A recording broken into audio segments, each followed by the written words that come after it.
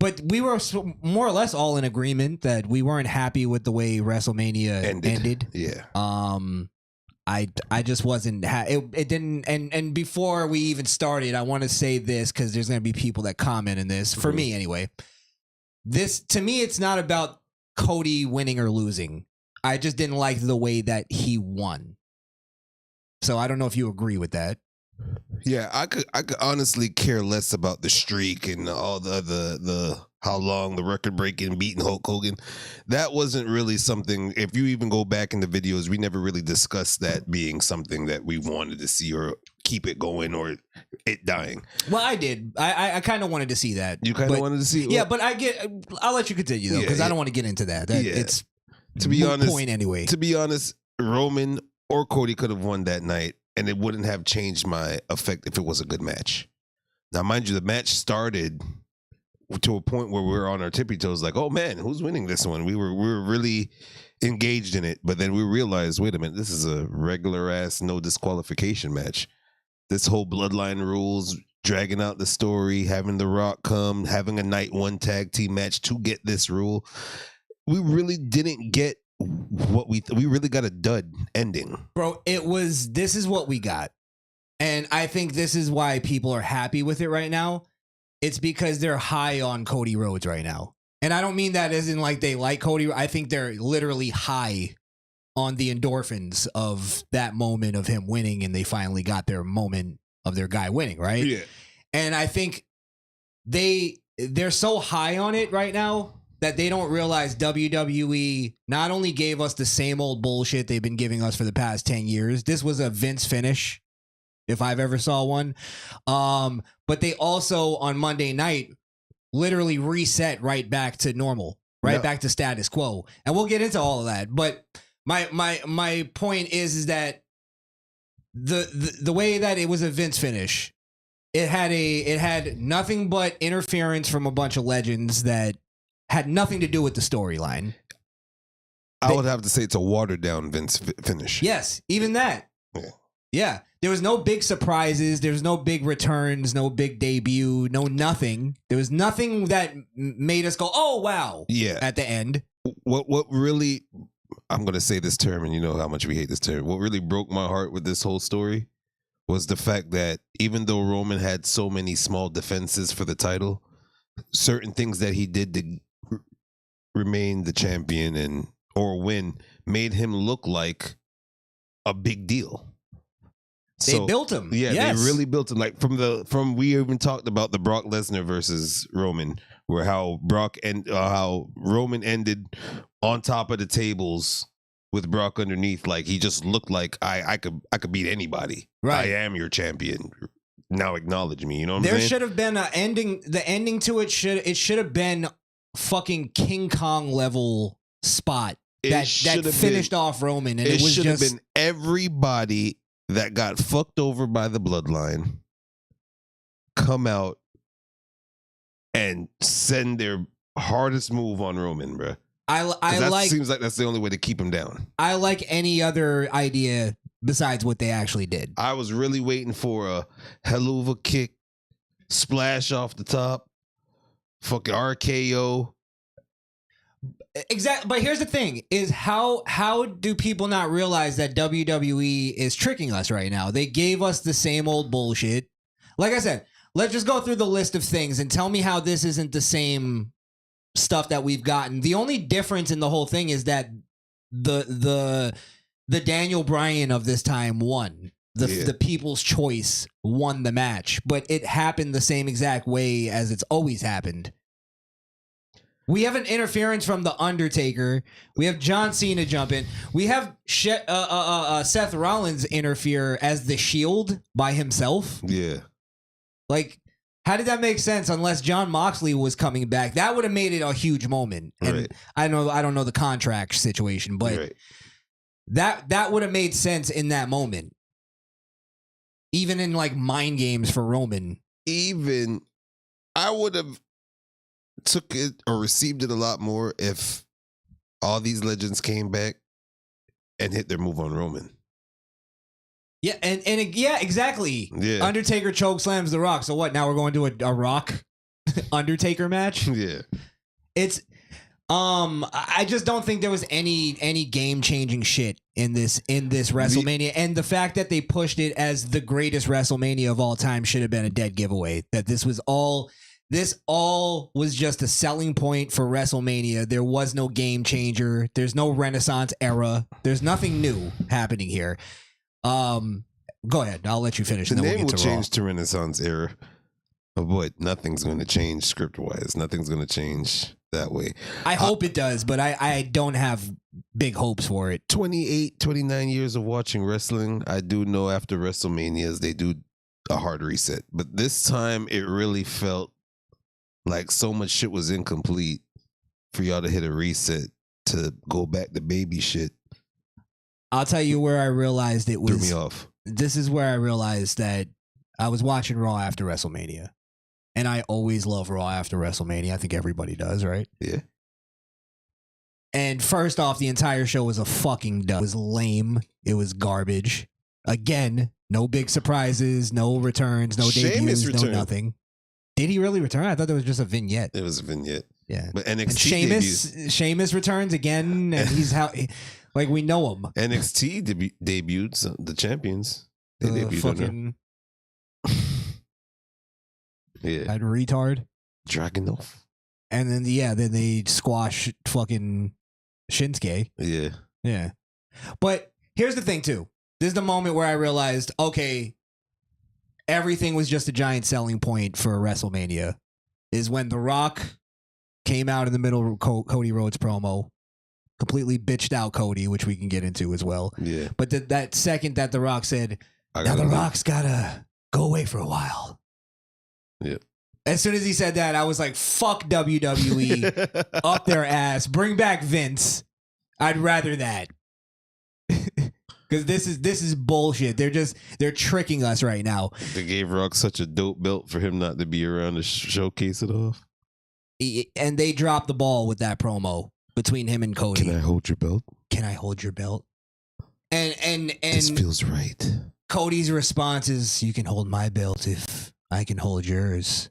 It became fucking homoerotic. Here's the other thing. It bitched out Cody Rhodes because the way Cody should have handled that, right? Yeah. Is even if they're selling us a match eventually for The Rock and Cody Rhodes, is he should have just simply said, if you want this belt, then you're going to have to take it from me. Yeah. Right? Yep. Or if you want this belt, you're going to have to pry it from my cold, dead fingers. Yeah, You know what I mean? Over you let- my dead body. Yes. You're going to have to beat me for this belt just like everybody else. I don't give a fuck if you're the boss. Yep. Suck my dick. And he gives him the belt. Literally the crowd that loved Cody Rhodes and ate the whole thing up. They were literally chanting, this is awkward. Yep. Tell me how I'm wrong in anything I'm saying. No, this is facts. Tell me when I'm telling lies. Damian Priest goes right back to comedy. He's the champion. He's right back in a comedy fucking angle with R-Truth. R-Truth. Well, that stayed the same. That's what I'm saying.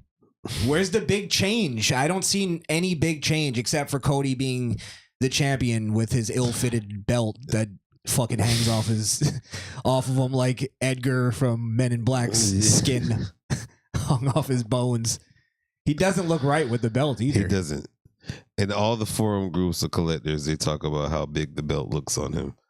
Yeah. Explain that more, because you were telling me off air. Yeah, so to go back to what you said earlier about we're the minorities that think that this is garbage. Pretty much the collector groups, the ones that collect titles and memorabilia and figures and all that, they're pretty much on the same side as we, which made me come to the conclusion is that they are the same type of wrestling fan or wrestling enthusiast like us, meaning they're based on Attitude Era, greatest scripted time of wrestling, and if we're in this time of age, why can't we get something that elevated that more than make it look like fucking fairy boy shit? It was literally cheap pops, all cheap pops at the end. Even the win became a cheap pop. Okay, so I see what you're saying. Maybe it's more of the I don't know what, like, I still don't know if it's the minority or the majority of who, because from what I see online, from what I hear in the crowds, they're all amped up, and I think they're just amped up to eventually let the high of Cody die down, and then they're gonna realize, like, wait a minute, we don't have any storylines anymore. They already have a first contender, a number one contender, Jey Uso. Again, how did that get built? He won a fucking fatal 4-way. Yep. Where's the storyline here? I guess they're going to tell a storyline between Jay and... wait, he's going against Damian, right? Yeah. Okay, that's different. Thinking he's going against Cody. No. Now, Cody would be on SmackDown? Is that how it works? I think they're having a draft, so they could... Oh, they're going to intermingle until then. Yeah, I don't know. I hope I'm wrong. I hope I'm not right about this, but I'm not. I'm like, that Raw just really took all the life out of me as far as... You got to see SmackDown's probably the better product. That's all it's going to be. Wait, the Raw after the Raw. That's when they start building storylines, man. Hey, it's a SmackDown after Mania. Let's see if they got some storylines. SmackDown was the show with the storylines. They had Bloodline. What's the storyline? What's going to replace that rich storyline? Well, for instance, on Raw, before I go into SmackDown, Sami Zayn said to tell Chad Gable he could have a shot at the Intercontinental. And now they're going to do the thing that they should have done at WrestleMania. Yeah. Which they're probably not going to give Chad Gable the win. I highly doubt he's going to beat Sammy. But that literally should have been the story. They even ruined that. Who wants to see Sammy versus Chad Gable? The match was Chad Gable versus Gunther and him taking out his streak. They ruined that streak too. I'm not as mad about that, but it did annoy me. Yeah. I don't know. Where do you see, I guess we can end that with, where do you see the future?